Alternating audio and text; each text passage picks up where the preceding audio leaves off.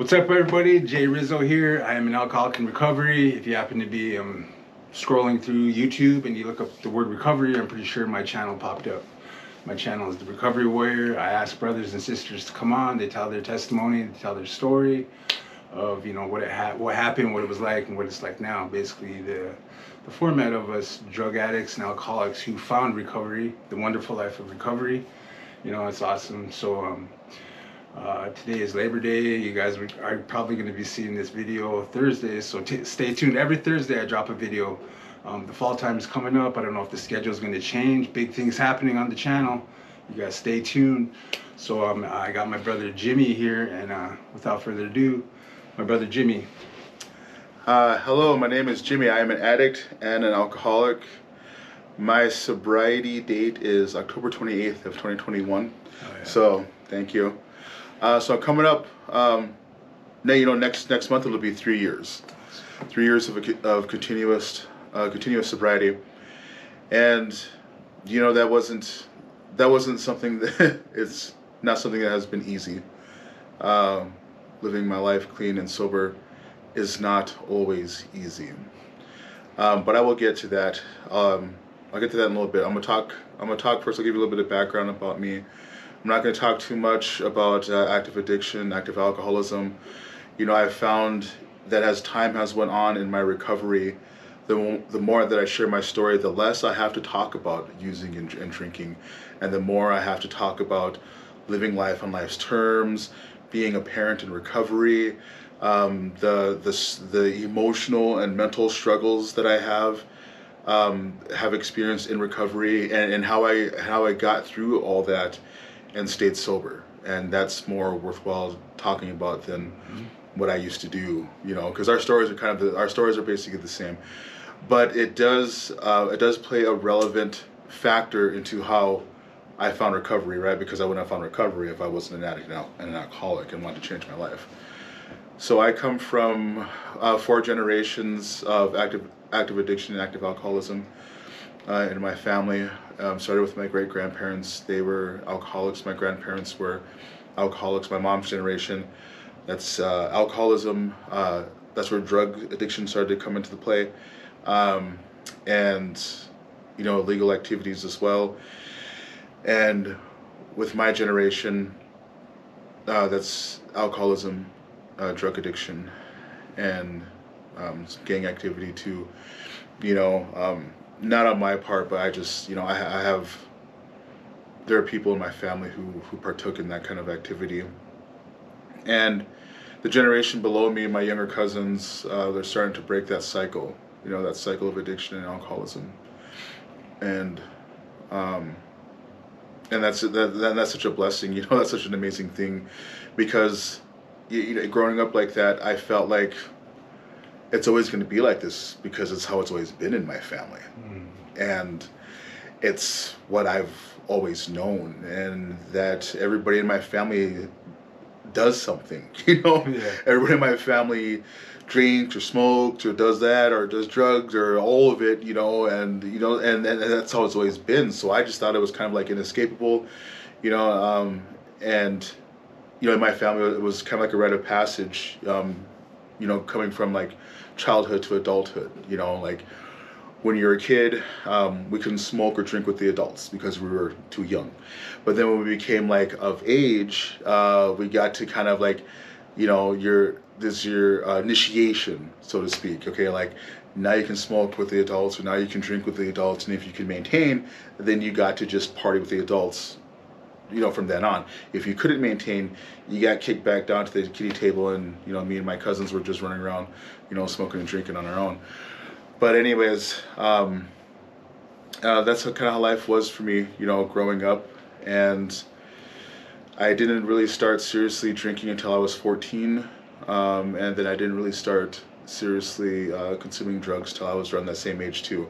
14 is kind of where my career started, so to speak. My using and drinking career started when I was 14, and it was binging all the time. It was binge drinking, binge smoking, and that's just how I consumed drugs and alcohol for over 20 years.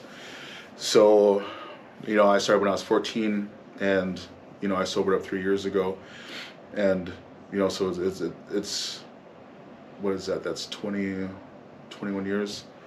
I'm not even 40. I'll be 40 in February. Holy smokes. That's a blessing too, actually. That's a blessing too. I used to kind of dread getting older, but now I'm really thankful for every year that I'm getting older, because it's another year on this earth, another year in this life. Do you feel 40? I don't. No. I am sometimes physically I do. Yeah. I was at a retreat this past weekend, and we were doing a meditation where we're all laying on our backs on the floor. Yeah. And it was with these singing bowls, but we're laying on the floor for like 2 hours. I'm like, I can't do that. That's hard. That's hard on my back, hard on my hips. I kept having to turn and rotate, and so things like that, make me feel kind of 40. But like mentally and emotionally, no. I actually feel older than 40. Wiser. Okay. I feel wiser. I feel wiser than 40. But thankful to be turning 40 soon. Yeah. But to get back to it was over 20 years of my life that I used and drank. So I'm gonna just get right into how I found recovery. Mm-hmm. And I caught some pretty serious charges almost 3 years ago. My sobriety date is the day after that I got these charges, and I was looking at 15 years in prison. Quick side note, I've been to prison twice at the state pen here in North Dakota. I've been to county jail more times than I can honestly remember, and I've been to treatment 4 different times. I'm what you would call hard-headed, stubborn, but my issues were deeper than that. My issues were rooted in my psychology, my thought process, and I took no accountability for anything, any of my actions, any of my behaviors, my attitude. But when you don't take any accountability for anything, you're always the victim. So nothing's ever your fault. Right. Nothing's ever your fault. And somebody made you this way. The things that I was exposed to made me this way. It's your fault. It's not my fault, actually. And it gives you like a defensive stance to really like fight from. Anybody who wants to have anything to say about what you're doing, how you're behaving, and it's like, what? You don't know what I've been through. Yeah, you made me do this. Yeah, it's not my fault. It's woe is me, actually. I'm the one with the problems. So anyways, I'm looking at 15 years in prison, and I don't want to go to prison again. It'll be my 3rd time, and I end up getting into drug court, and I end up going to Hope Manor as well. What is Hope Manor? Hope Manor is a sober living home awesome. here in Bismarck, North Dakota. And at Hope Manor, recovery is not it's not optional. It's not optional. And at first I didn't agree with that, but over time, it started to change me. And not in ways I thought I was going to change. Now, mind you, like when I was in jail facing that 15 years in prison, I did want to get sober. I did want to get clean. I didn't know what it was going to look like. I didn't know how I was going to do it. I honestly, like, something that used to scare me was, what do sober people even do? I remember thinking that. I'm like, what does a sober person do all day? Because my whole day and on all nights, 24/7 basically, with the exception of a little bit of time that I did sleep, my day was consumed with, how am I going to get high? How am I going to get drunk? When's the next time? When can I get more? It was never enough. That was my whole mindset. So the idea of getting sober, it was like, what does a sober person even do? But when I get into Hope Manor, they make me go to 7 meetings a week, 7 AA or NA meetings, which I did not agree with. We have to make our bed, and not just make your bed. You got to make it right. You got to make it look nice and tight and clean. Damn. You can't have anything laying around in your area where your room is. So you can't have like dirty clothes hanging outside the hamper and clothes piled up. If you use a dish, you gotta wash it out and put it away right away, and you just can't leave your stuff laying around in the living room. I thought all these things were a little extreme. Like I said, I was just trying to stay. I was just trying to get clean and sober. You know, what does any of this have to do with me getting clean and sober? What does making my bed have to do with me getting clean and sober? What does picking up after myself have to do with me getting clean and sober? What does signing in and signing out on the board before I leave the house, Hope Manor, and when I return to Hope Manor, and I have to sign out when I'm leaving, what time I'll think I'll be back, where am I going, how am I getting there, and then when I do get back, I have to sign back in. You know, what does that have to do with me getting clean and sober? You know, and what I came to realize after being stubborn and fighting against it and just trying to like force my will on this immovable object, which is the entity of Hope Manor. Hope Manor's not going to change because of me. You know, it's not going to change because I agree or disagree. You know, but what ended up happening was, you know, I ended up having a change of attitude, a change of perception, a change of behavior, a change of reaction, and that's all from the accountability and the responsibility and the cleanliness, you know, taking pride in where I live, you know, making my bed. I saw something once, a video that this admiral in the Navy, he made, and he was talking about the psychological effect of making your bed every day. And he said, when you make your bed every day, you've already accomplished one thing before you even start your day. You know, and I start to realize that, like, there's psychological things that have to change for me to get sober, to stay sober, and one of those things is accountability. You know, one of those things is being responsible, and one of those things is taking pride in myself, in my appearance, and where I live. You know, but the accountability was life changing because I wasn't able to like BS my way out of things. Okay, so the founders of Hope Manor, the ladies who ran Hope Manor, they were in recovery themselves. Okay, so they were themselves in recovery. They were alcoholics and addicts you know, before. So all the lies and the sneaking around and the ducking and the dodging and all the story, they had heard it all. They had heard it all. Okay. And so it was none of that was flying with them, you know. It wasn't gonna fly, you know. So I wasn't able to lie, and I wasn't able to manipulate. I wasn't able to duck and dodge responsibility and accountability, man. It was just like when I did something wrong, or if I didn't do something I was supposed to do, I really just got called out, you know. And I just had to answer, you know, for not doing things the way that I was supposed to, but it caused me to change my perception of things. Okay, so like when you start taking accountability, you start to change what ends up happening, whether you like it or not, is your perception will start to change of a situation. Okay, so because my perception started to change, my attitude started to change. Because my attitude came from my perception, and my behavior was a byproduct of my attitude. So perception, attitude, behavior, in that order, all started to change just as a part of this process of being in Hope Manor, and drug court, which is a highly intensive probation program that is very strict, and there's a lot of rules and a lot of accountability in that as well. And I needed both of those. I needed both of those at the same time, because that's just how hard-headed and how lost I was. But it ended up changing my life for the better, and laid the foundation for my life to continue to grow, like mentally, emotionally, spiritually. And you know, I've come to realize, you know, in almost 3 years of sobriety, that my life has to continue to grow. It has to continue to be enriched mentally, emotionally, and spiritually, whatever that may look like, you know. And for me, it looks like excuse me, a lot of hard things that I didn't want to do, that I don't think I could handle, you know.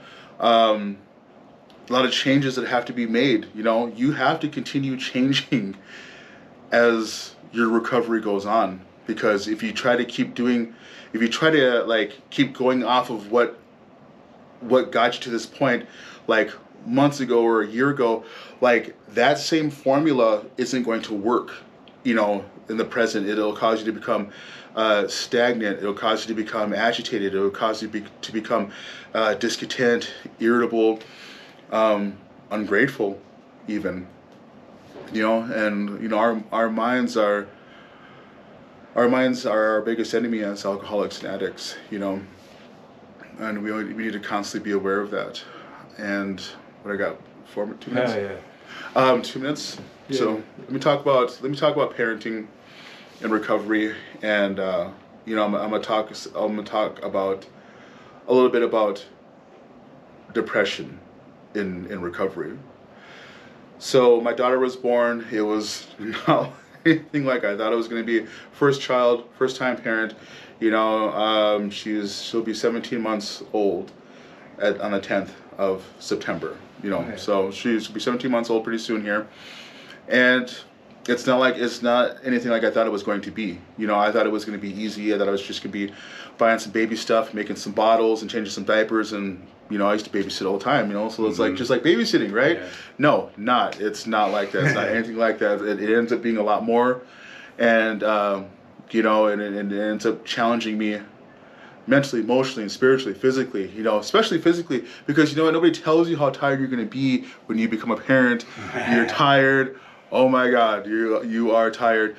But kind of long story short, it ends up being challenging on every level of like human existence that I could think of. Now, I'm not sitting here telling you that like it was all bad, because for just as much as it was challenging in a way that I never thought, I was happy in a way that I never experienced.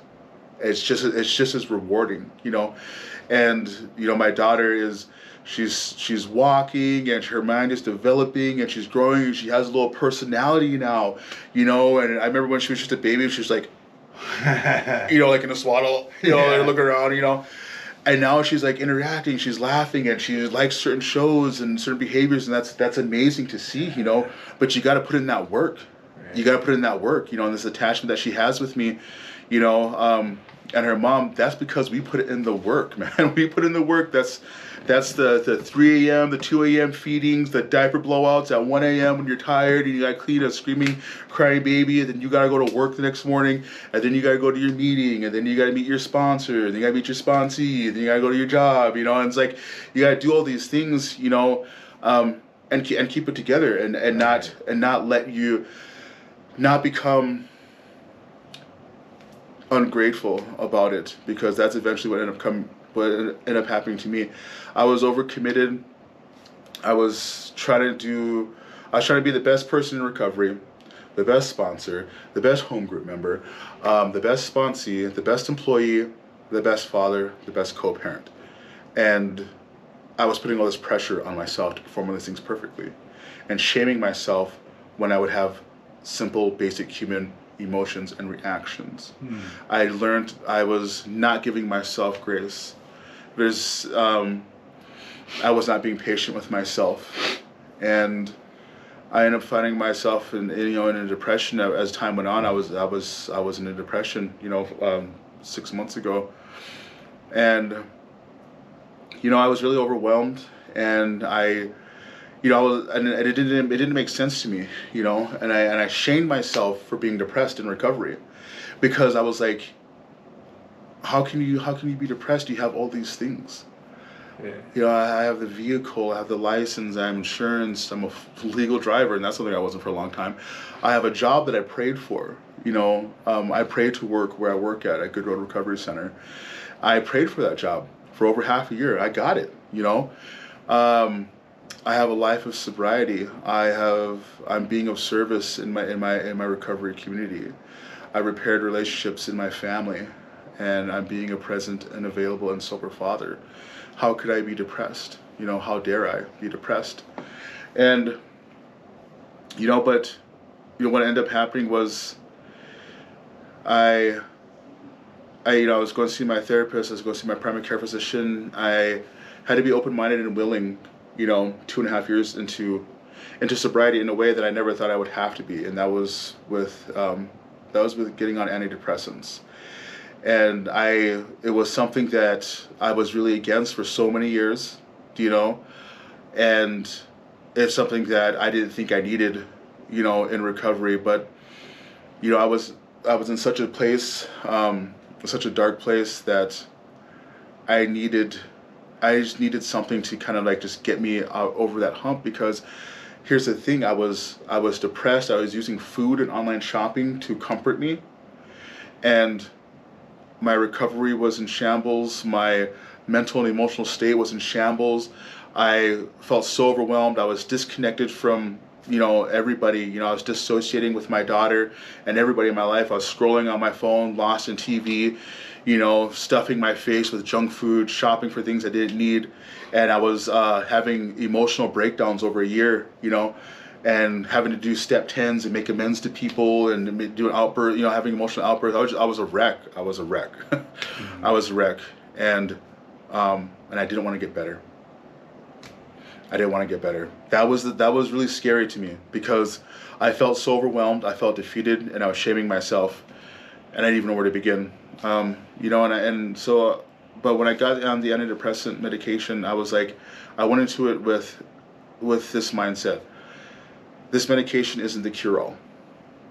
This medication isn't going to fix everything. I have a lot of internal work to do. This medication is just going to assist the really hard work that I have to do. This medication is not forever. And so I went into it that mindset, and I started to do things differently. And I changed home groups. I had a spiritual experience at home group. Changed home groups. I went on 3 retreats this summer. I just came back from a retreat. To do things differently. To what this all boiled down to was like I was disconnected from God. Okay, I was disconnected from God. I was praying and meditating, but I was doing it as like routine. Okay, like brushing my teeth in the morning. Everybody brushes their teeth, right? You brush your teeth, you wash your face, take a shower. Well, that's how I was treating prayer and meditation. Praying, but just saying the same stuff, same prayers. So it's just lip service. Praying, and then putting my higher power on the shelf. Okay, I'll see you tomorrow, same time. Yeah. Meditating, but I'm not really listening. My mind's just all over the place. It's just like if my eyes are open. Living in fear, trying to control everything, all the many different forms of fear. I wanted to control the outcome of everything. I wanted to control my entire day. I wanted to control whether things happen, how they happen, the rate at which they happen, and minimize any kind of discomfort at all. Because God forbid, I'd be inconvenienced. And, but playing God in my own life, being disconnected from God, just left me to my own devices, which is my mind, and that's how I end up in that depression. So now, I'm planning on getting off, the medication very soon, and just trying to stay connected with my higher power as in every different way, and as consistently as I possibly can. Some of the MHA guys, I hear them say, I'm just trying to stay out of the way, and I love that. I love that. Just trying to stay out of the way and just let God do His thing, But sorry, I think I went over my time. Oh, you're good. Go ahead. I think I went over my time, but I wanted to share that, because that depression was serious. It was serious. I saw my whole life as just nothing but a series of obligations. Okay, so like Jimmy, the employee, Jimmy, the father, Jimmy, the co-parent, the figure in recovery, and that's it. And I started to resent these things, because I knew that like I had a duty to these things. I have a duty to be a father. I have a duty to be a good employee. I have a duty to be of service, to give what was so freely given to me. Okay, like with sponsorship, I believe in that very much. You know, sponsorship is something very sacred to me.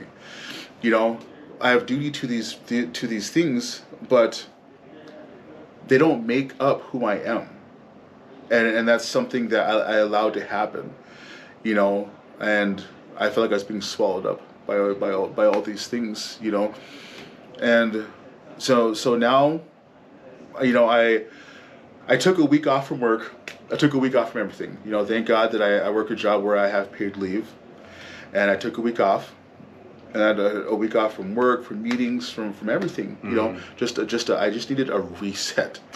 I just needed a reset, and I really just wanted to like spend time with my daughter. You know, my daughter is, I believe, the strongest and most personal connection that I have with my higher power, because I do believe that God is in all of us, and my daughter is a gift from God, you know, and she's my sacred duty and responsibility. So I just wanted to spend time with my daughter, you know. Nothing keeps me in the present like her. But I had to rethink some things, you know, like where did I go wrong? My depression wasn't something that like this didn't invade me. Yeah. You know, this isn't like you go out somewhere and you're exposed and you catch a cold because you caught a virus or whatever. No, this didn't invade me. It was manifested. It was manifested in my mind, in my heart. Yeah. You know, I was checking all the boxes. I was doing all the things. I was an employee. I was a sponsor. I was a father. I was a good co-parent. I was going to meetings. I was doing acts of service. I'm doing all the things. And I thought as long as I did all the things, as long as I checked all the boxes, I'm fine. Yeah. But doing all those things with the wrong mindset, with the wrong perception, actually pulled me further from God. And I was just out there by myself, you know. So, you know, maybe I don't need to be on 3 committees. I was on 3 committees, you know, so I left 2 and I'm on 1, you know. I have a certain number of men that I sponsor, and when I'm at that number and another guy asked me to sponsor him, I let him know that, you know, my reasons why I'm not able to, but I help them find another guy who can. You know, I don't need to say yes to every guy and then end up sponsoring 15 guys and then end up like, you know, being burnt out, stressed out, agitated, not spiritually fit enough to help these guys in the way that they will need help. You know, because it's not just sitting down and reading the big book or the basic text of NA. Okay, it's like it's actually being available to these men to be able to help them.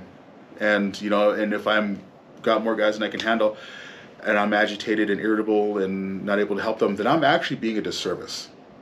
You know, and so I cap it at a certain number of men, and then when I get to that number, and another guy asks me, I help them find another. You know, I help them find sponsors. You know, that's doing God's work too. You know, is connecting with people, and I'm on 1 committee. I go to 1 AA meeting, 1 NA meeting a week. So those are both my home groups. I said before that I'm an addict and alcoholic. I work both programs, and you know, so I go to 1 AA meeting, 1 NA meeting a week. I'm on 1 committee. I work with a certain number of guys, and I prioritize being a father.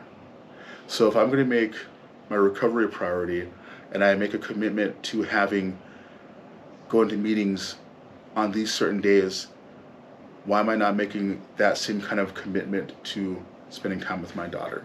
Right. And so I do that. But I also spend 1 hour, 1 to 2 hours, 1 time a week that is just for me. So it's not recovery related, it's not work related, it's not anything like self-care. It's just something I enjoy to do. It's just time for myself. It's not being a dad. It's just I leave and I spend time by myself. Finding balance. Finding balance. Yeah, finding balance, and and still being open-minded that like that's always going to change too. You know, because life's always going to change. My recovery is going to change, and that's that's how it should be, so I need to be open-minded and be willing to do things too, be malleable, able to bend, but be strong, you know yeah, so that's where I'm at in my life today. Sorry, I think I went way over my time. No, you're good. That's good. Yeah, our recovery warrior family out there, we need to hear this, and it was a good testimony. There's a lot of pinpoints, PowerPoints that you hit on. You know what I mean? So this is the section where I'll start asking you some questions. Okay. Obviously, you have a higher power, right? Yeah. Okay. What happened that made you believe in a higher power? I was always raised, I was raised with the idea of a higher power. I was raised, my mom was a hardcore Baptist. My mom's Native American, so I'm half black, half Native American, but I grew up with the Native side of my family. So my family are Lakota, and they're very, very traditional. So the Sweat Lodge, Takashila, is very present in my family. My mom was the only one who kind of straight and went the route of Christianity. So I went to church school until I was like 4, as in fourth grade. But very heavy church presence, very heavy traditional Lakota culture as well. Okay. So the idea of a higher power is something that's always been ingrained, in my head and in my upbringing. Okay. Do you believe in spirits or ghosts? Yes, I do. How so? Yes, I do. Again, I was raised, from the Lakota side of my family, and it's just things that my grandma, always taught us, to be aware of and to accept. I remember seeing one actually when I was a little boy, and I thought it was a little kid, and but he was peeking through the window like early in the morning, but anyway, yeah. Wow. But but I've also I've seen things. I've experienced things as well, the presence of spirits. Okay. But I also believe, and it's not just, indigenous culture that believes this. A lot of cultures do, and I believe in guardian angels and, and I believe in like spirit guides, who are with us, not just our ancestors and our loved ones or our past, but I believe in that stuff. I believe that this realm is just a small part of our existence. Yeah. Something I heard at the retreat I was at this weekend. She said, Roger said this. He said, "I'm not a human having a spiritual experience. I'm a spirit having a human experience." Huh, wow. And I really thought that was very profound. Because when you think about how lost we can get sometimes, that just little life things, but that's those are all human conditions, man. Those are all human conditions.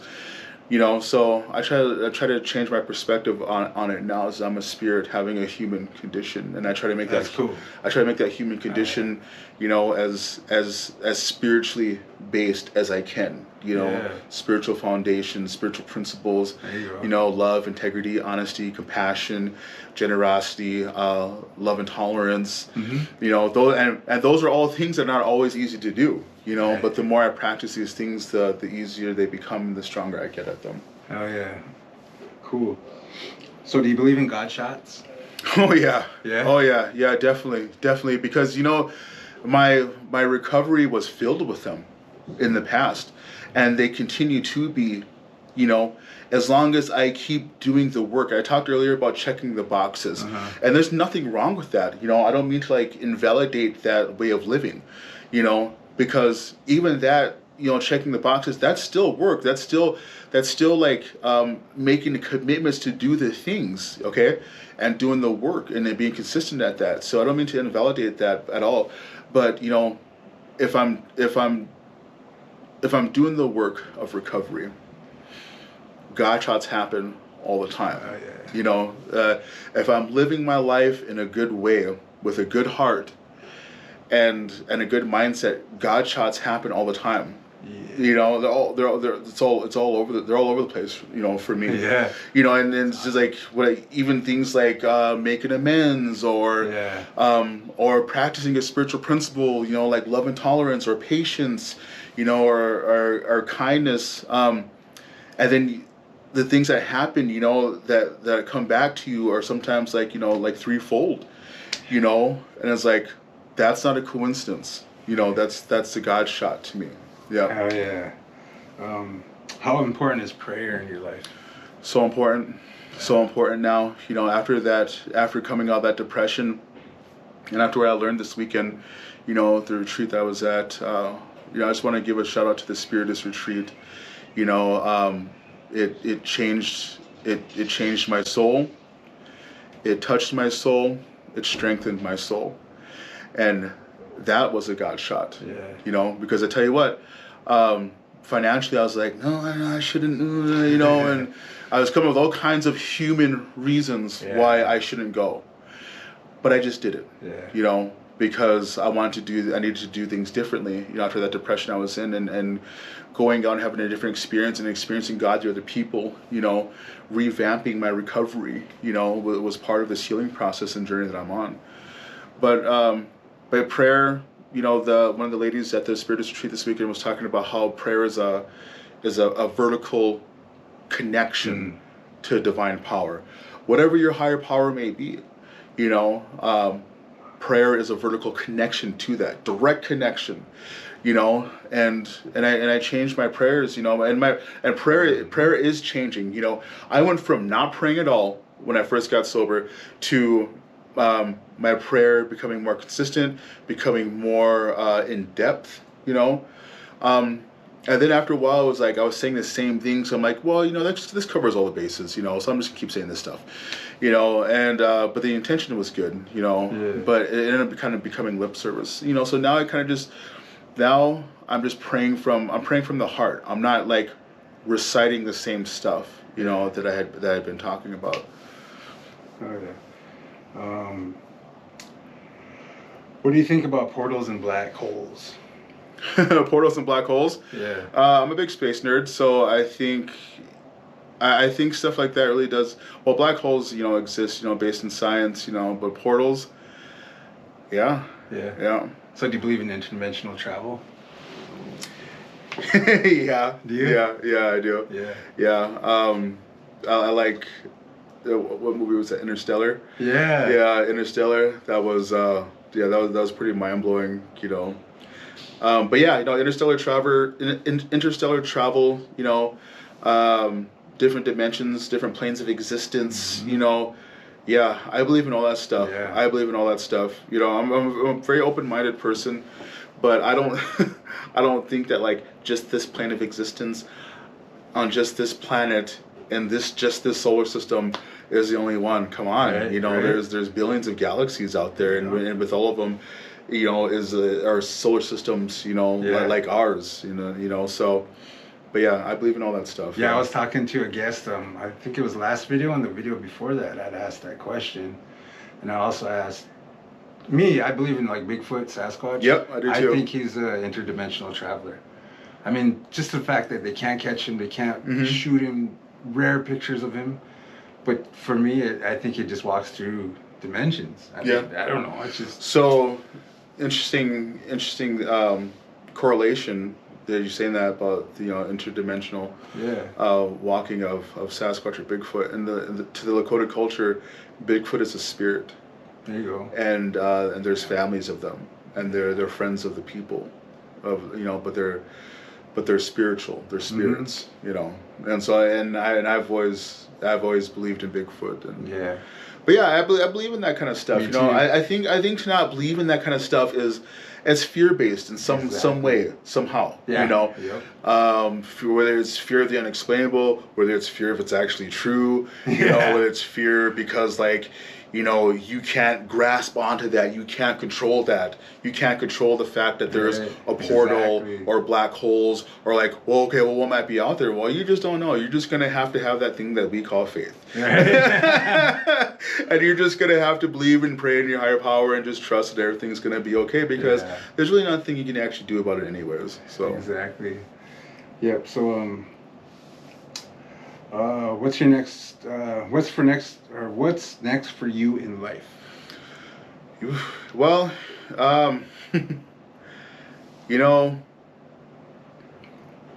just to keep healing, keep growing, keep learning, and keep enriching my life with a connection with my higher power, whatever that may look like, and being open to whatever that may look like. Because when people say, "Oh, I want to grow, I want to," it's like, okay, but like sometimes growing isn't what you think it's going to be. You know, sometimes growing isn't like, oh, hey, I'm going to think my way into growing and that's just going to happen. Sometimes growing might be dealing with something that is uncomfortable. Yeah. You know, and you changing based on that uncomfortability and being okay with it and being open to it. You know, sometimes it might be getting over yourself and how you feel and what you believe. Yeah. You know, and that's not always easy. You know, but that's just an example of growth. Yeah.